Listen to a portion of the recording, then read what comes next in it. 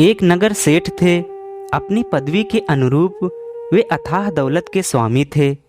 घर बंगला, नौकर चाकर थे।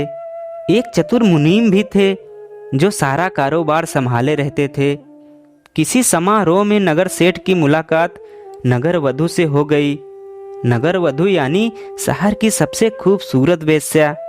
अपने पेश की जरूरत के मुताबिक नगर वधू ने मालदार व्यक्ति जानकर नगर सेठ के प्रति सम्मान प्रदर्शित किया। फिर उन्हें अपने घर पर भी आमंत्रित किया। सम्मान से अभिभूत सेठ दूसरे तीसरे दिन नगर वधू के घर जा पहुंचे। नगर वधू ने आतिथ्य में कोई कमी नहीं छोड़ी। खूब भाव भगत की और यकीन दिला दिया कि वह सेठ से बेइंतहा प्रेम करती है। अब नगर सेठ जब तब नगर वधू के ठौर पर नजर आने लगे। शामें अक्सर वहीं गुजरने लगी। नगर भर में खबर फैल गई। काम धंधे पर असर होने लगा। मुनीम की नज़र इस पर टेढ़ी होने लगी। एक दिन सेठ को बुखार आ गया। तबीयत कुछ ज़्यादा बिगड़ गई। कई दिनों तक बिस्तर से नहीं उठ सके। इसी बीच नगर वधू का जन्मदिन आया। सेठ ने मुनीम को बुलाया और आदेश दिया कि एक हीरो जड़ा नौलखा हार खरीदा जाए और नगर वधू को उनकी ओर से भिजवा दिया जाए।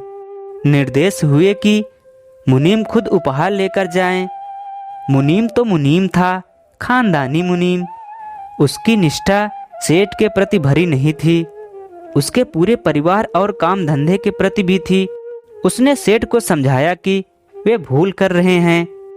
बताने की कोशिश भी की कि बेशा किसी व्यक्ति से प्रेम नहीं करती, पैसों से करती है। मुनीम ने उदाहरण देकर समझाया कि नगर सेठ जैसे कई लोग प्रेम के भ्रम में वहां मंडराते रहते हैं। लेकिन सेठ को न समझ में आना था और न आया। उनको सख्ती से कहा, मुनीम, नगर वधू के पास तोहफा पहुंचाया जाए। मुनीम क्या करते, एक हीरो जड़ा नौलखा हार खरीदा और नगर वधू के घर की ओर चल पड़े।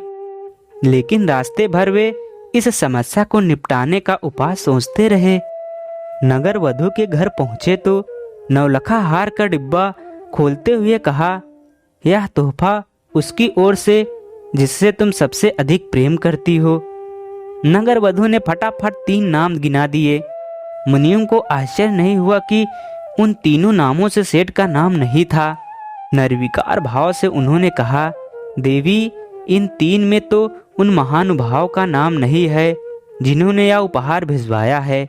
नगर वधू की मुस्कान गायब हो गई। सामने चमचमाता नौलखा हार था और उससे भारी भूल हो गई थी। उसे उपहार हाथ से जाता हुआ दिखा। उसने फौरन 13 नाम गिनवा दिए। 13 नाम में भी सेठ का नाम नहीं था। लेकिन इस बार मुनीम का तो चेहरा तमतमा गया। गुस्से से उन्होंने नौलखा हार का डिब्बा उठाया और खट से उसे बंद करके उठ गए। नगर वधू गिड़गिड़ाने लगी। उसने कहा कि उससे भूल हो गई है। लेकिन मुनीम चल पड़े। बीमार सेठ सिरहाने से टिके मुनीम की आने की प्रतीक्षा कर रहे थे। नगर वधू के उत्तर की प्रतीक्षा कर रहे थे। मुनीम पहुंचे और हार का डिब्बा सेठ के सामने पटकते हुए कहा, लो अपना नौलखा हार।